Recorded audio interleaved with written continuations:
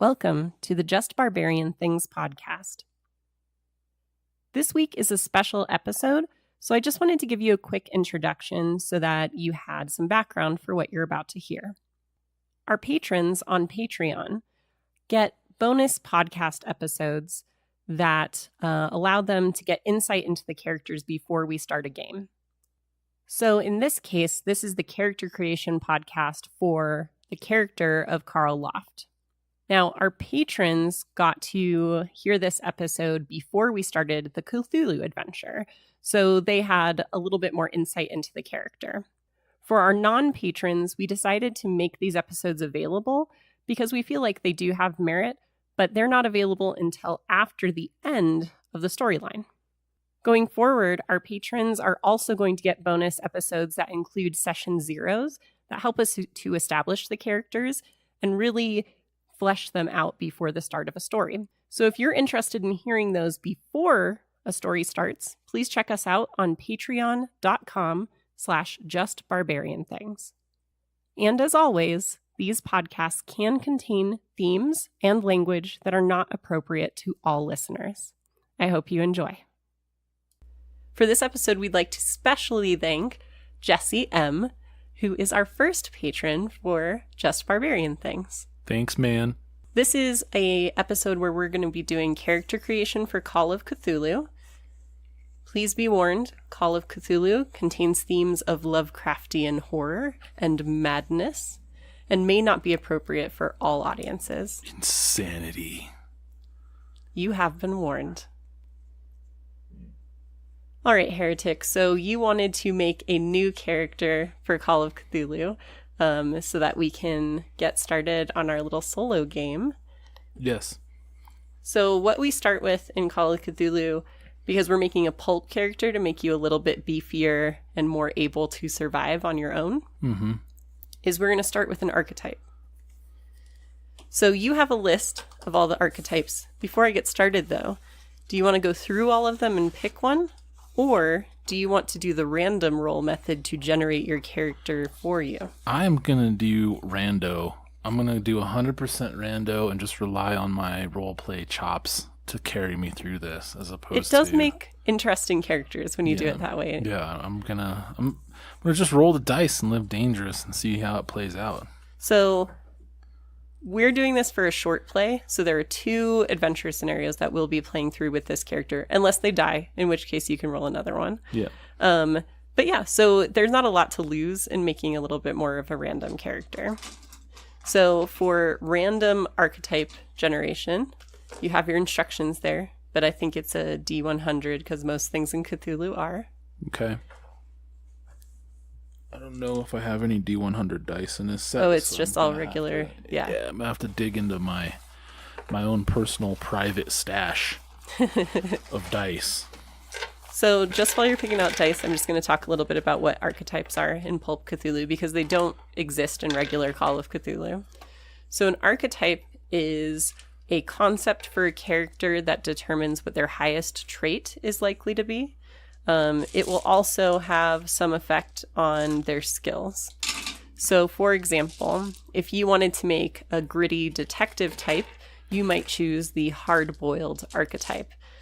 The hard-boiled archetype, for example, and hopefully this is not the one that you end up rolling, because that's the one I'm using as an example here, so that would be boring. But it gives the core characteristic of con. So your constitution is going to be your highest trait. You're going to roll basically a higher stat for that by default. Then it's going to give you bonus points to put into certain skills that match up with that archetype best. So you'll still choose a profession just like you do in normal Call of Cthulhu, but this archetype will just kind of give you a bonus and add on to that to make your character a little bit more able, a little bit more beefy, and a little bit more pulp, if you think about pulp fiction type scenarios. All right, so you have your D10s ready to go? I do have my D100 set up here, so I'm going to go ahead and... May the tentacles be always in your favor. Thank you. I'm going to roll the bones. Roll the cuddle bones. Oh. Cephalopod jokes. All right, I got a 25. 25. on my D100. Match it up to your sheet. That means, now this is interesting, we have double-sided printing here, so that's really cool. I am an explorer. Nice. So go ahead and read your description into the record. Don't fence me in is the oft-heard cry of the explorer, who wishes for a more authentic and fulfilling life. Strong-willed, virtually unshakable, the explorer is ever questing for what lies over the horizon. Possibly at one with nature, such types are content to sleep where they fall, happily disdaining the soft comforts of urban life. Whether hacking through jungles, squeezing through cavers, and that's what it says. It's supposed to be caverns. I had to manually type these, so it's well, that is a very minor typo for manually typing this whole thing. This looks hella pro. Well done. Thanks. Squeezing through caverns or simply charting the hidden quarters of the city, the explorer is often a misfit who grows restless and annoyed by those they consider to be weak or cowards. Okay, so just to give you a heads up about the error, to make random rolling possible, I took all of the archetypes. I took the descriptions for them, but not the crunch, and I put that into a new document that split them equally into dice rolls to make it easy to rando roll a character. And it worked out really well. I honestly, if you hadn't have told me that, I would have thought that this was printed straight from like the book. This is super pro. Good job. Oh, thank you. All right, so actually you might want to have some note paper. So I'm going to give you some just scrap for now. Well, I do like dim sum, so hurry up and dim me some. All right, so a couple things to make note of. This is the crunch part of being an explorer. You can choose for your core characteristic to be either Dex or POW.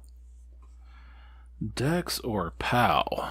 Do I want to be a Dexy explorer or a power explorer? I want to be a Dexy explorer. Okay.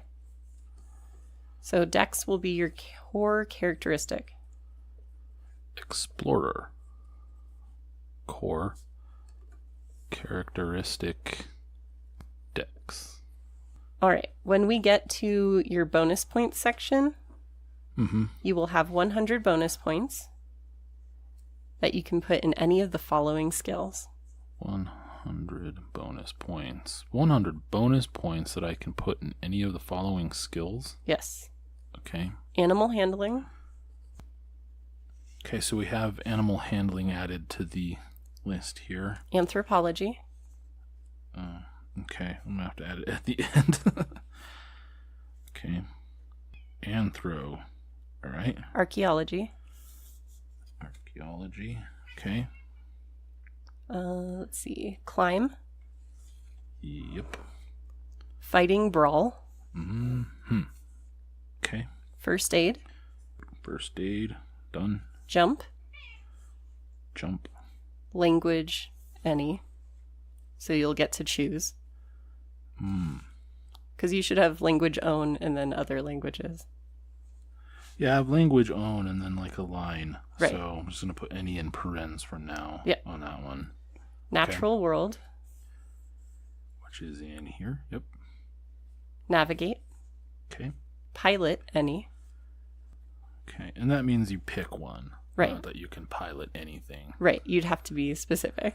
Yeah. But you could choose multiple pilots and put points into all of them. Nice. Ride.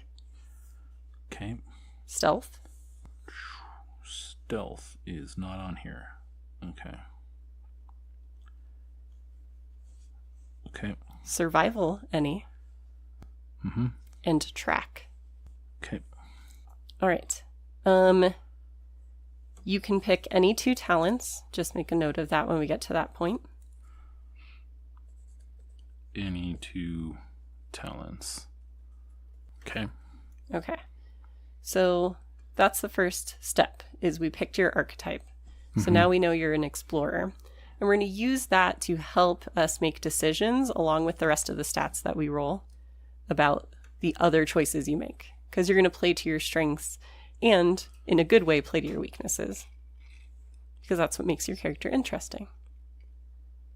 So now we're actually going to generate your characteristic stats. Oh, okay, yeah. Characteristics. Got it.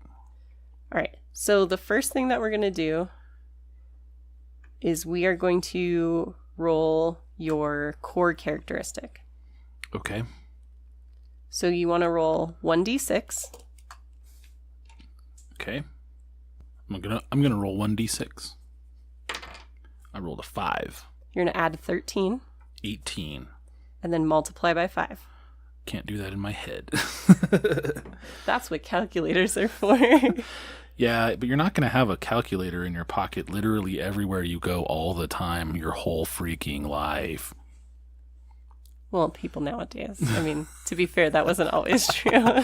No, I know. Like back 130 years ago when I was in elementary school, that was the lie that they told you. Sorry, so I put 90 in Dex then? Is that what I do? That is correct. Because 18 times 5 is 90. Is 90. Mm-hmm. Yeah, so I put 90 in the big box. That is correct. Done. All right. So now that you have 90 in the big box, we're going to put 45 in one of the little boxes. I'm going to put 45 in the top one. And then 18. 18 in the bottom one. That just seems nice. Now, that's supposed to be, by design, guaranteed a high number, which it is. 90 out of 100 is very good. It means you're very likely to be successful with things related to dexterity. To be fair, I could have rolled a 1. That would have sucked. Right, but in that case, we probably would have done some re-rolling. We would have figured it out. Yeah. All right. So, now that we've done your core characteristic, we're going to do the rest of them. So for strength, you're going to roll 3d6. I'm missing a d6. Oh, it's in my other bag. No big deal. Here we go. 2, 2, 6. So your total? 10. And you're going to multiply that by 5. Okay, 50. So your strength is 50. I'm okay with that. Okay. All right, we're going to do the same thing for constitution. Same for con. Here we go. Smile on me, dice gods. Right. 6, 5, 2. So that is what, 13? Yep. Okay. So times 5.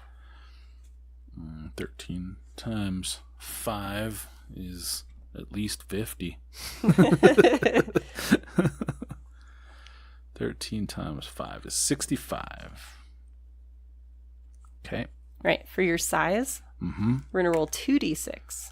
Okay. Hang on. All right. 8. We're going to add a 6 to that. Okay. 14. Then multiply by 5. Okay. 14 times 5. 70. Okay. So I guess I'm kind of big. I don't know. We'll talk about what they all mean in a second. Okay, yeah. Sorry, I'm getting ahead of the game. I know, here. you're so excited. That's my bad. I'm just really excited. All right, so you've already done dexterity. So we'll move on to appearance. Okay. We're going to do 3d6 again and multiply by 5. All right. 3d6 times 5. We've got 8 and 5, 3, 4 is 12 times 5. That's one you should be able to do 60. Very pretty. Sorry, I'm getting ahead of things again. You're not bad. But yeah, you're not super high on your app. All right, intelligence, we're going to do 2d6 plus 6.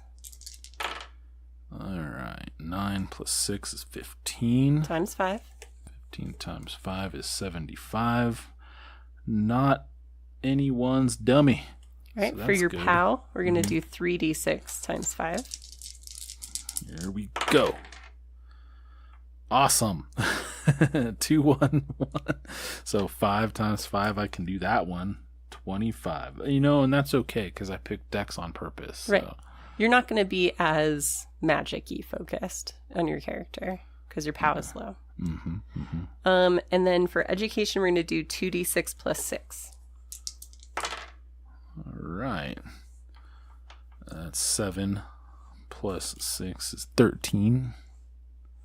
And that's still times 5. 65. I graduated high school. I guess back in those days, I graduated 8th grade. All right. So we are going to go ahead and put the rest of those small numbers in there. and then I'll talk a little bit about what that means. Okay. All right. So for your first stat for strength, what is your big number? 50. All right. So 50 is pretty straightforward. It's going to be 25 and 10. Roger. And your next one? 65. 65 will be 32 and 13. Okay. 70. 70 will be 35 and 14. You can find all of this information at our website at... No, just kidding. Next up is appearance at 60. All right. 60 is 30 and 12. 30 and 12. Okay. 65. 65 is 32 and 13. 32 and 13. I need to turn my headphones up just a smidge. Okay. 75. 75 is 37 and 15. All right. POW is 25. 25 is 12 and 5. 12 and 5. Done. Okay. So your big number is your base stat. For most normal challenges, you Okay. want to roll less than that number. Right. Now, if it's a particularly hard challenge, or if you roll exceptionally low and you make it under your smaller numbers, that can be a hard or extreme success. Okay.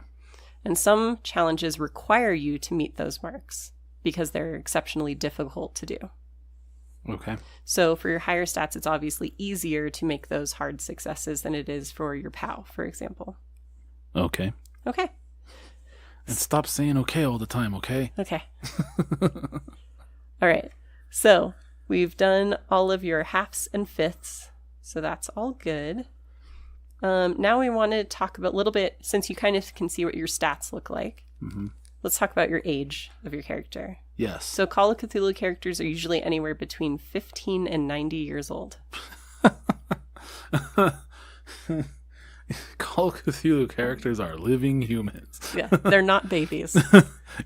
Yeah, prior to age 15, you're not a person. No, that's not true. In Call of Cthulhu, it is. Yeah, it's like Skyrim, where you're there, but you can't really, be interacted with. Okay, so this person is... You're very dexterous, so you're probably not super old. 26. 26 years old. Okay. And obviously we can adjust that as we go too. Mm-hmm. All right, now we're going to roll some other attributes. Cool. Will give us time to think about things. Yeah, let's do it. All right, for your luck, we're going to roll 2d6 plus 6. I feel like this character is going to be really lucky. The dice are going to reflect that. No. 9. Plus 6 15. times 5. Yeah, a lot. Okay. You're like, I've done this one a few times, but I keep forgetting it. I know, right? 75. Yeah, see, that's pretty lucky. Yeah. Right. So you're going to circle that as your starting luck. Luck. It's right under right your here. stats. Yep. Right here. 75. Yeah, that's pretty good. I ain't mad at that, I gotta say. All right, here's the sad part. Mm-hmm. Your sanity Yeah. is equal to your POW. No, I'm supposed to be virtually unshakable because I'm an explorer, etc.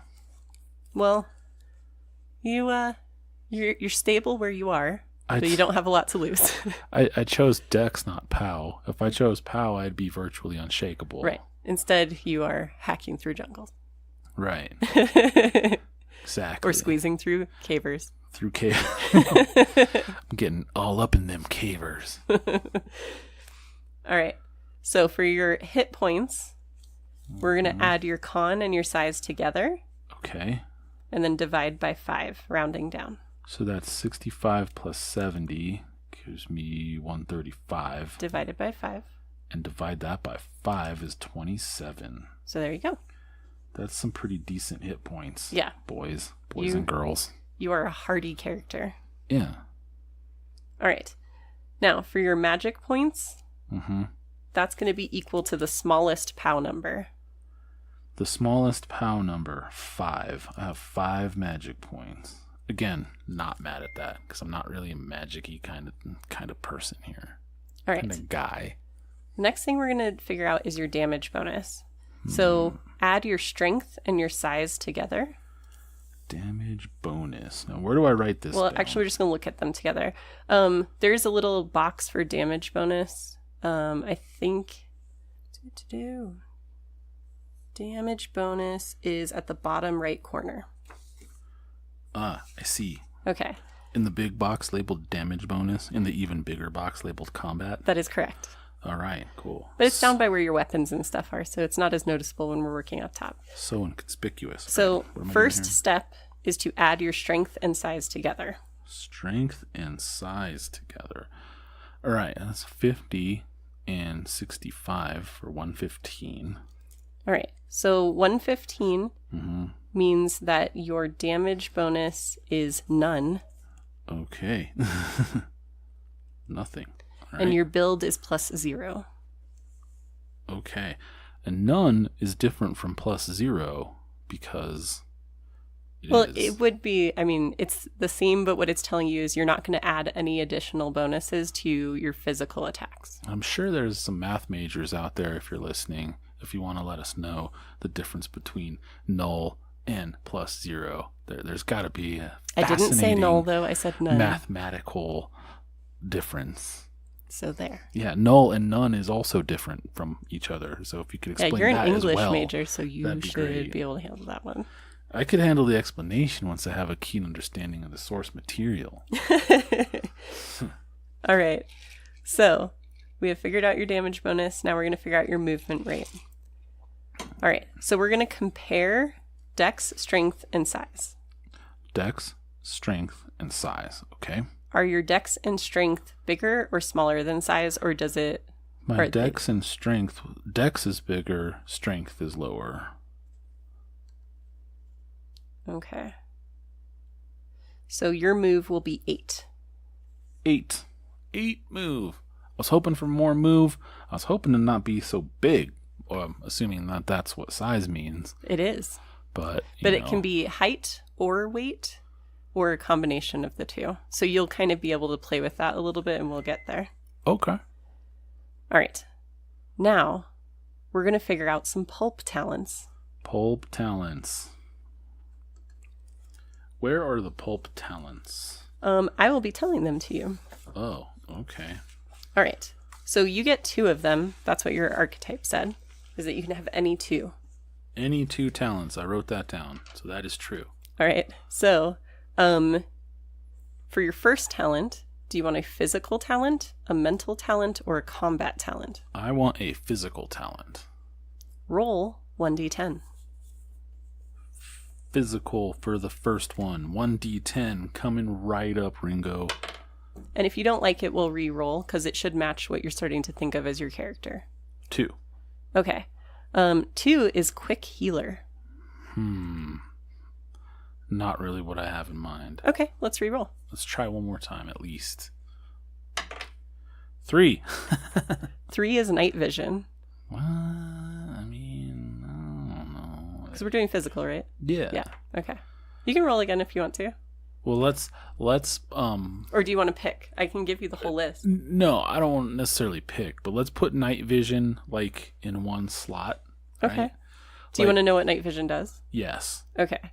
So night vision means that when your character is in darkness, it reduces the difficulty level of spot hidden rolls and ignores penalty dice for shooting in the dark.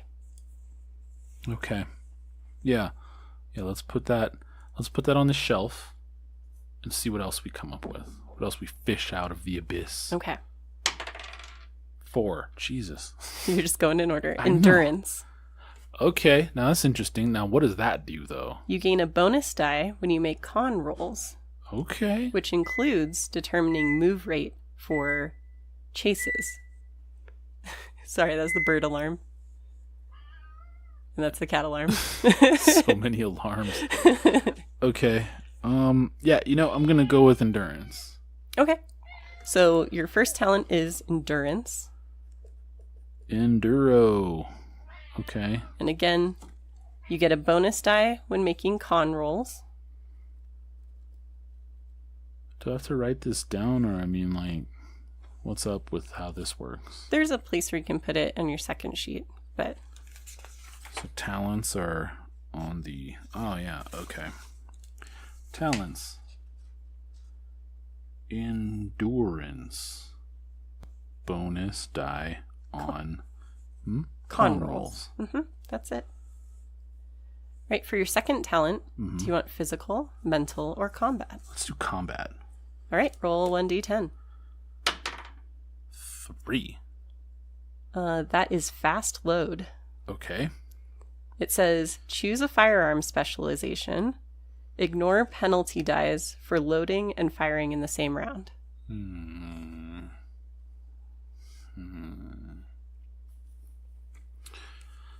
How are firearms in this game?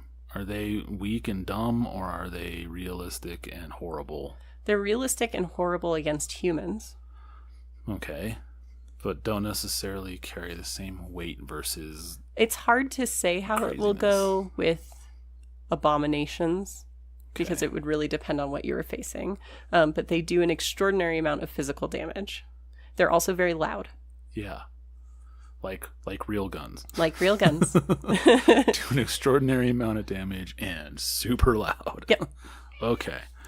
Let's put that one on the shelf. Okay. And see what else we get out of the abyss. 9. That is quick draw. Ooh, nice. What does this do? It says that you do not need to have your firearm readied in order to gain your bonus to dexterity when determining your position in the dex order of combat. That sounds fucking... immediately that sounds cool. We did. I should have mentioned language besides horror, but yeah. I'll try to.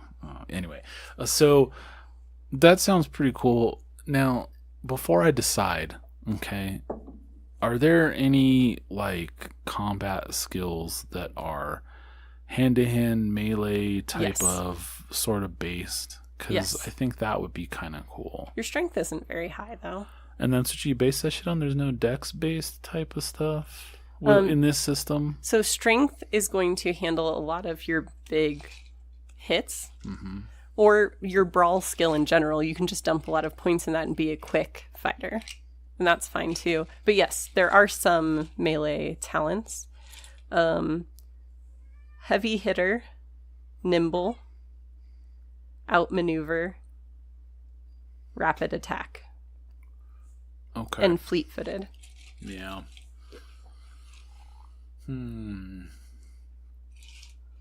I think I'll do quick draw. Okay. So firearm does not need to be readied. And again, these are just extra talents. You can always put points into your fighting brawl and still be a very effective fighter regardless of your talents. Okay. All right. So we have chosen our talents. Now we're going to pick an occupation. Okay. So there is a giant list of pre-made occupations. I want you to keep in mind, though, that we can keep it kind of free form. This is the 1920s. Okay. You'll be starting in Boston. 1920s Boston. So I was going to ask about the setting, but I wanted to hold off to see if it came up organically, which it did. It did. There you go. So think about the things that would match up with kind of your statistics and your talents. Okay. That would make sense for that time period. And again, consider that occupation doesn't necessarily mean that you have a job. You can be like a dilettante. You can be a con man. You can be a gangster. So it's not necessarily a salary position. Yeah. This person is going to be a student. Okay. So let me see what I can find for that. In 1920s Boston, still a student at 26 is kind of weird. So... No, you're really smart, so you could be doing an advanced degree or teaching. Fair enough. The education is a little low for that, but... Okay. Maybe you came back to it later. Maybe you were in a war and returned to school. Oh, yeah. Fair enough. Okay. Yeah, we'll say student, like maybe Like maybe graduate student? I don't know. Okay. So you are a student. You are going to get some occupation skill points related to your studentism. Oh boy. So you're going to take your education and you're multiply that by 4. Okie dokie. 65 times 4 is 260. Darn. All right. And that's how many points you can spend in your skills related to being a student. So I'm going to let you know what those are right now. Student points skills. Okay, go ahead. All right. The skills you can spend those points in are language own and language other.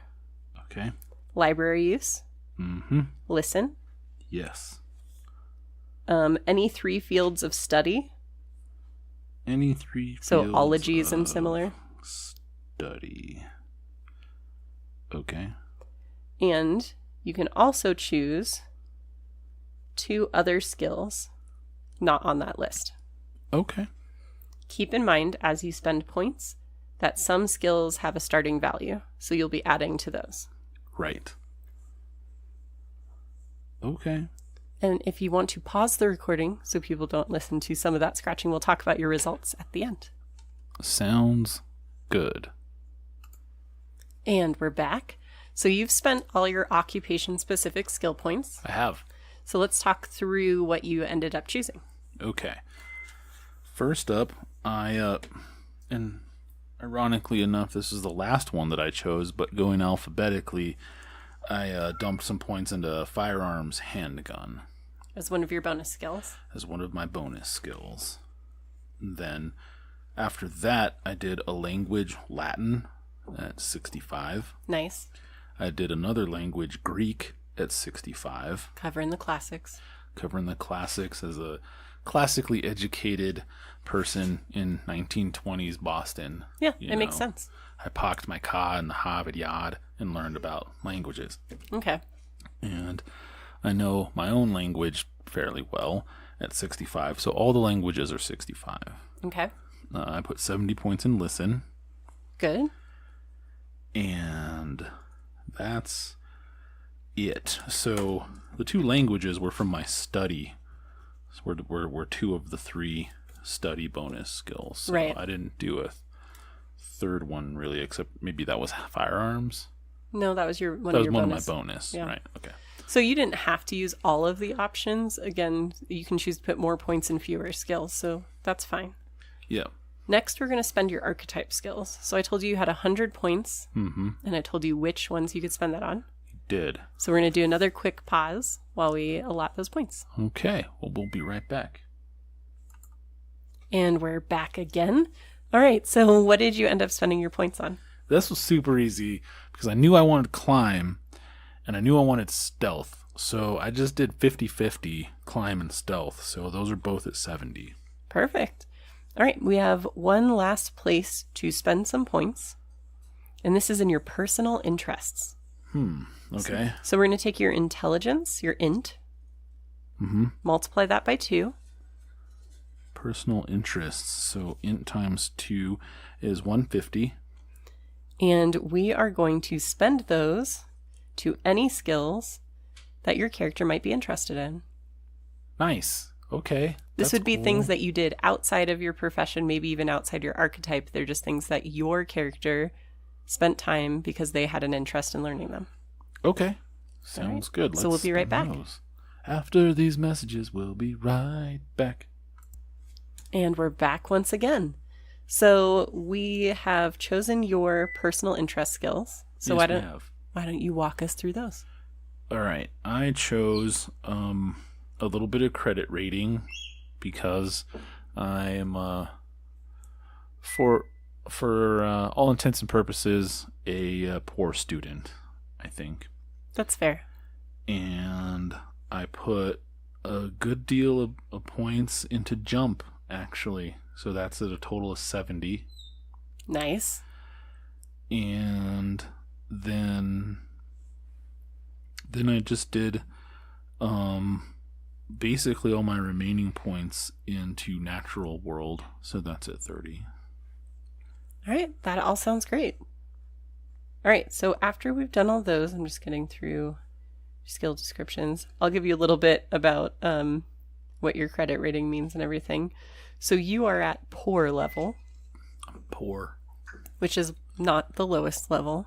It's one up from there. What's the lowest level? Penniless. Penniless. You're like a beggar. Yes.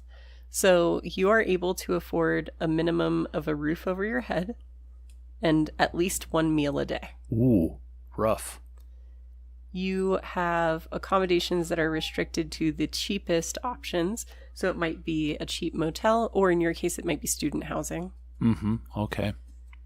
And for travel, you mostly use public transportation or the cheapest possible options. Okay. So far, if you so have good. your own car, it is probably cheap and unreliable. But in the 20s, I mean, you know, a car was like $1 million. Not, you know, it was like $60, but adjusted for inflation, it was Right. $1 million. So those are your skills. So perfect. Sounds good. Now we're going to get into your backstory. Okay. So we have some random tables we can use for inspiration if you want to.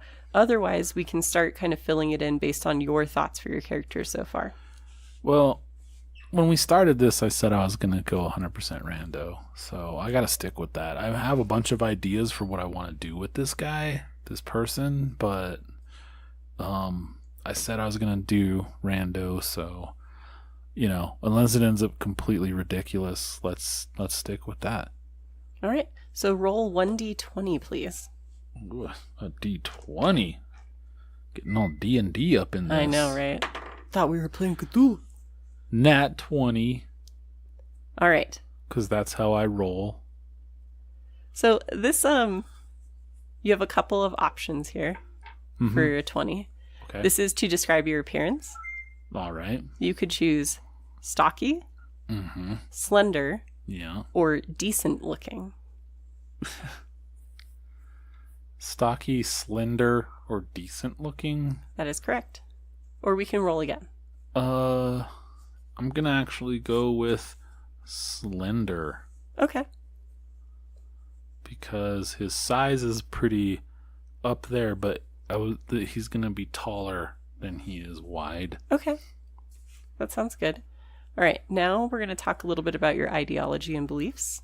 Okay. So I need you to roll 1d10, please. 1d10. Ideology and beliefs. 2. You don't like being touched. You know, that's interesting.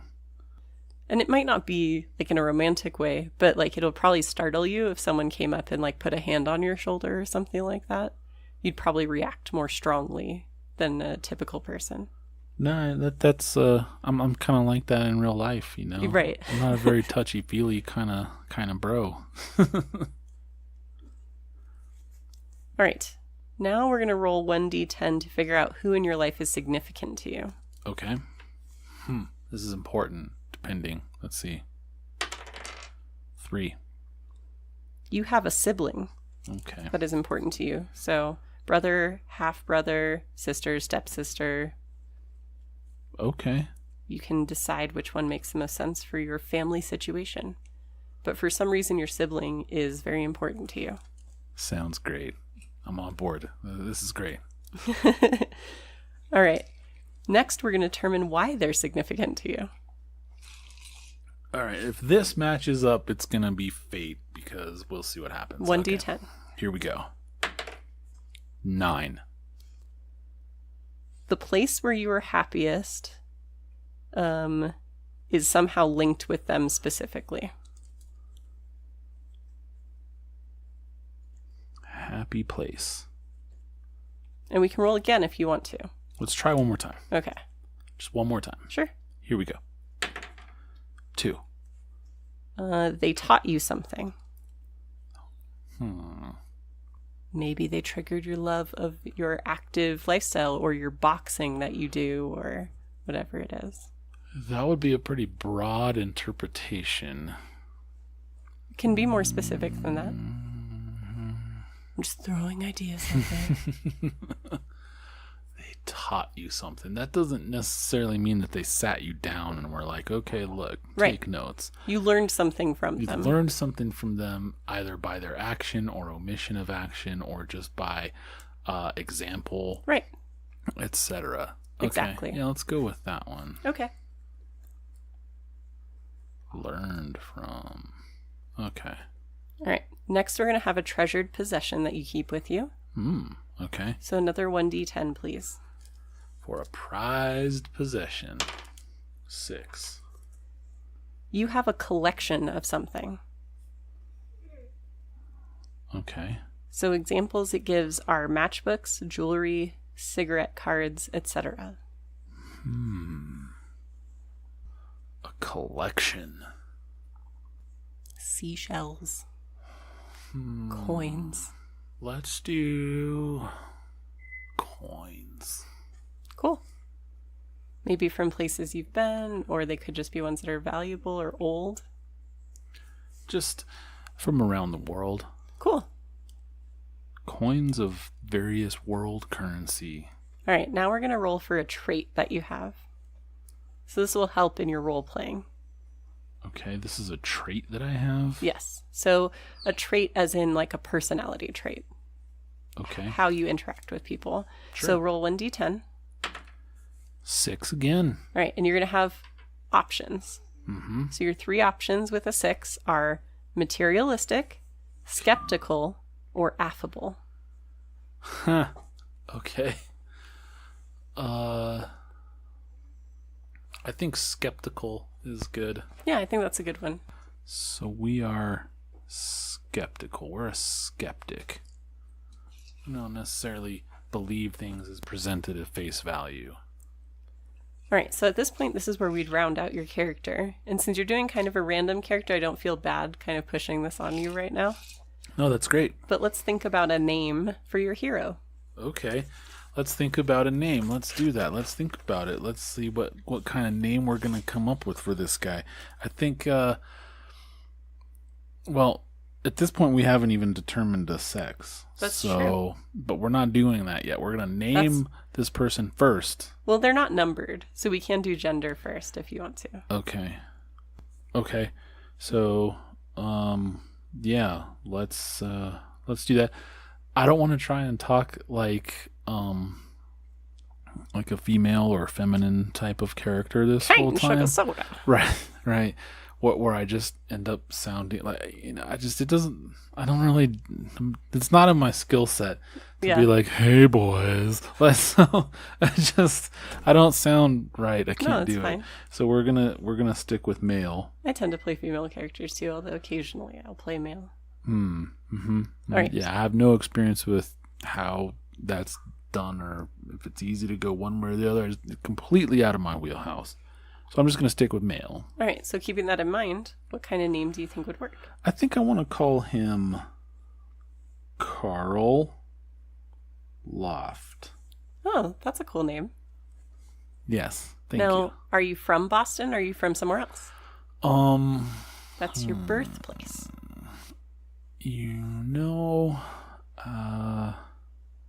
I mean, sure, he can be from Boston. So you're a hometown boy, going to Yes. school where you grew up.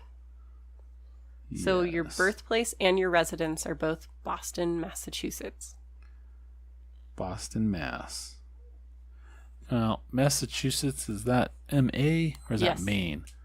No. Maine is M-E Yeah. and Minnesota is M-N. No, is that Montana? Is that M-A? No, I Mo don't is know. Montana. Mo is Montana. Yeah, there's so many states that start with M. That's true. That's ridiculous to keep track of And them. ends are in there, but they're usually new something, so they're easy. Yeah. So there's Boston, Mass, which is M-A, but I'm just going to put Mass because he attended a lot of Mass in his day. Because being from Boston, you are, of course, Catholic. All right, now we're going to determine your cash and assets, Okay. and that's on your second page. I have archetype here. I can write explorer there. That is correct. I didn't fill that out, so that's cool. Okay, cool. That box is actually fully filled out because I can write my name in the player slot. That is correct. Done. Okay. What next? Now we're doing cash and assets on the second page. Cash and assets. Spending level. Poor. Wait. Well, your Penny. spending level Yeah. is going to be a number. Oh.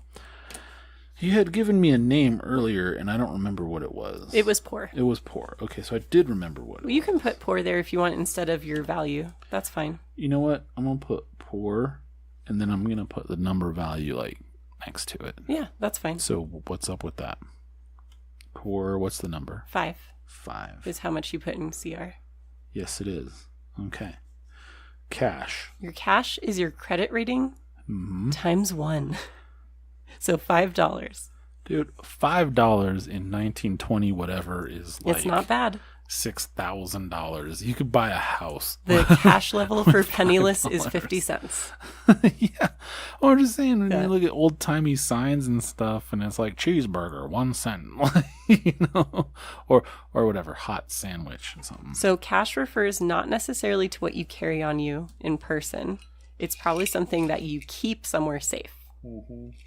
Because that's a lot of money. Yeah, I have a loose brick in my hovel, and inside that I have my bills and pennies and, you know, cash currency in a tobacco tin. Right. Your assets are your credit rating times 10, so $50. Okay. And that's going to include pretty much all of your valuable possessions. In your case, it may or may not include what you pay for your student housing and that sort of thing. Okay. All right. And then your spending level, we're going to add a little number next to the notes you put there. Mm-hmm. Your total spending level is $2. That's the cash you're most likely to have on you at any given time. Man, rich. Again, because 1920 whatever. Right. $2, I mean. Yeah. You can take the bus a bunch of times. I can do all sorts of stuff. It's like, you get a lunch for like 5 cents. Yeah. So, you know, you wouldn't give the guy a whole dollar. No. You know, you'd give him No, a you're quarter. probably carrying a pocket full of coins. Mm-hmm. All right. So, a couple of things to keep in mind. We've already figured out all of your values and everything. As we go through this, there are a couple of ways that you'll upgrade your character. So, unlike Dungeons and Dragons are similar, there's no experience points. Mm-hmm. So, when we play, you will say that you want to do something, and I will usually let you decide what skill matches that best, like how you're using your skills to do something. So, for example, if I'm hiding in an alley behind a trash can, Sure.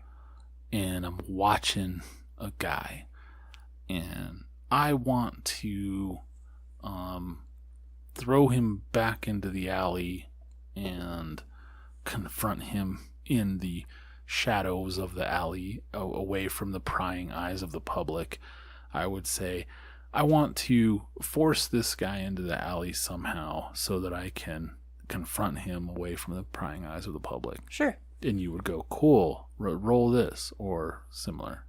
Right? I would Just say, for example. what skill are you using to do that? Sounds good. Okay. And I would say, stealth to sneak and fighting brawl to get him where I want him to go. Right. And I have the opportunity to veto if you say something that doesn't make sense. Like, I want to use animal handling because he's an animal. I'd like to do archaeology and anthropology. To know how his original peoples would have done this. Yes, Yeah. I'm going to do sleight of hand to you. Yeah. Okay, fair enough. Now, for a regular contest, if you roll under your skill value, you succeed. Okay. When you succeed, you check the box next to that skill. All right. At the end of a given chapter of content, you will make some dice rolls to increase those skills potentially. Interesting. So the more you use something, the more likely you are that you will be able to increase it. So this is OJT. Yes. Okay.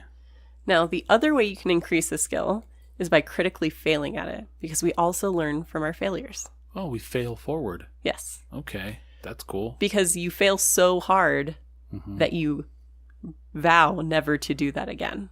Oh, I see. Okay, it's not just a that didn't work. Well, No, it's okay, only I for see. critical fails. Oh, critical fails are what Regular skill us up. failures Regular don't fails do don't it. do anything. So critical fails or successes both allow you to check the box. All right. So, fun fact: this doesn't prepare you for real life. Okay, got it. All right. So the last thing we have to do is figure out your equipment. Because we're done with skills. Equip monk. Sounds good. So I'm just getting to our equipment page. Oh, treasured possessions. I have a treasured possessions part here. Yes. So I'm going to do collection.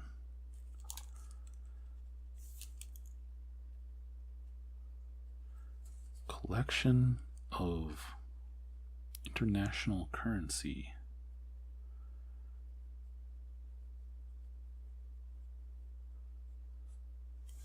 Coins, I mean. Very not cool. Currency. All right. I'm going to open up the equipment list so we can get that going.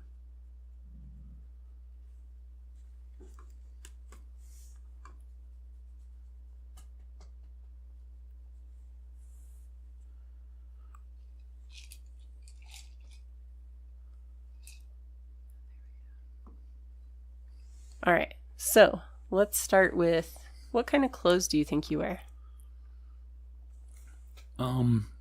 Let's see. Okay, a 1920s student probably wears khakis and shoes like Oxfords Right. and like a button up dress shirt type of shirt. Right. And maybe suspenders and like a jacket, a sport coat type of jacket, like a suit jacket sort of jacket. Okay. But not like part of a suit, maybe. Okay. That works. And one of those hats, you know, like a 1920s style cheese cutter hat where the top like buttons to the little brim and, you know. Like a golf cap? Sure. Yeah, there you go. Okay. Like, I mean, if you ever saw the musicals Newsies, like, you know, like one of those guys, maybe, I don't know. I'm not too big on musical theater myself, but I feel like I saw that preview once and it stuck with me. Okay, so he would wear those sorts of clothes. All right. Your character's very active, and he does some things that might be considered outdoorsy. Mm-hmm. What kind of equipment do you think you have in your room? Oh, he would have some really good stout hiking boots, mountaineering boots type of boots. Okay. He would have a pack to put stuff in for that sort of thing, to just get out in the wilderness and explore. He would have a Bowie knife, because a survival knife wasn't necessarily a thing. Right. Back So let's then. go ahead and pause here then, since we got to something that could be a weapon. Okay. And let's make sure that we add that to your sheet. Sounds good. So at the bottom of your first page, there's a weapons section. You'll notice that unarmed is already filled in for you. It is. Okay. So we're going to add your Bowie knife. All right. Did you want me to pause? Oh, you don't have to. Okay. It's going to be Bowie knife. Bowie knife. All Got right. it. So we're going to call that, what, a medium knife? Yeah, sure. Okay. So it's going to use your fighting brawl skill, just so you know. Okay. So if you want to, you can fill in the regular hard extreme based on your fighting brawl. And for now, you can just put in your big number because we haven't talked about your small ones. Which is regular. Yes. Is that the same for unarmed? Yes. Okay. All right. Your damage will be 1d8 plus your damage bonus. Which is nothing. Right. Your range is touch, which is often written as T on these sheets. Okay. Mm-hmm. Your attacks is 1. Mm-hmm. And you don't have ammo or malfunctions with this weapon, so you're good. That's handy. Yep. Your knife doesn't break for most reasons. Mm. All right. So, going back to your equipment, what else might you have? So I don't have any survival. So he's not going to necessarily have survival stuff. You know. Do you have like a lamp or a lantern or... Probably a lantern. Yeah. I'd say. Okay. And, Do you have binoculars? No binoculars, but like a notebook, some charcoal, and not charcoal like a briquette, but like the sticks where you used to do for writing and drawing and rubbings and stuff like that. Okay. Yeah. Do you have a tent? No, but like maybe a blanket and or bedroll. Okay. Type of thing. Again, the kind of thing that a city person would do for, you know, outdoorsiness, but not necessarily having expertise in survival. All right. What kind of things might you have for school? But one thing I probably would have, though, just to revisit this Sure. other thing, is probably climbing gear. Sure. Rope and crampons and pythons and, Sure. you know, climbing pick and hammer and that sort of deal. That all makes sense. Climbing gear. Okay. What sorts of things would I have for school? Yep. I would have a satchel type of sack as opposed to like the backpack for mountaineering, hiking type of stuff. This would be more of a messenger bag sort of deal. And it would have paper and notebooks and pencils. Yeah, do you have pencils or do you have a fountain pen? It's broke, so Okay. he would have pencils. I was kind of thinking that he would have like, you know, fancier stuff based on the background that I was thinking, but it's okay if he doesn't have that stuff. Okay. It probably has like a writing tablet or similar. Yeah, I mean, you know, I don't know what students had in 1920s. Okay, Like that's what something your- we can relegate What to your research. kit was, but like, yeah, just your Standard 1920s student grad student starter kit. Okay. You know, Is he a smoker? no, because even though back then smoking was promoted as like a healthful thing to do, Right.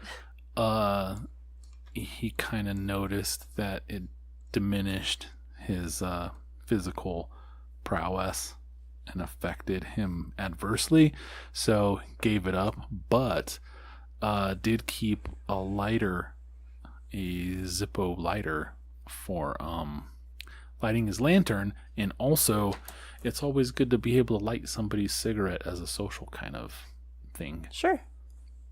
Do you have access to a vehicle? No. Okay. So you rely on public or paid transportation? Yeah, doesn't Okay. even know how to drive really, Okay. like at all. I mean, a little bit. All right. So your character, your hero, Mm-hmm. he knows quite a bit about pistols. Yes. Does he have a gun? That would be awesome. Those are pretty expensive. I mean, I want to say buying like a gun back then would probably cost you like $30-$40. You know, at a time when someone made like $2-3 a week working in a factory, that was a pretty significant chunk of change. The cool thing was you could order them from Sears catalog and it just come in the mail to your house. With how high your skill is, I assume you have one either because you inherited it or because you got it for a class or a club or something like that. Okay. Good. So- That would be great, yeah. Okay. So what type of pistol do you have? This is a Colt 1911 45. Okay. Yeah, automatic Colt pistol. So your Colt 1911, we'll go back to your front sheets, put that in your equipment. In your weapons, rather. Weapons. Yep. I'm just going to call it by its old-fashioned name, Colt 45. That's fine. Because it works every time. All right, that's going to use your firearms handgun skill, so you can put that in your regular box there. No, that's a whopping 81, boys and girls. Nice. Okay. And damage for that guy? 1d10 plus 2. 1d10 plus 2. All right. Range. 15. What is that? Yards, feet, miles? We'll talk about that a little bit when we get there. Fair enough. Attacks. Your attacks are 1, and then put 3 in parentheses. 1, 3. Okay. And your ammo is 7. Fantastic. That is highly historically accurate. So I'm into that. Malfunction. Let me see if you have a special malfunction for that one. So your malfunction is only going to happen on 100. So you can put 100 there. I see. Okay. And is there anything else you can think of that you believe your character would have or have access to? No.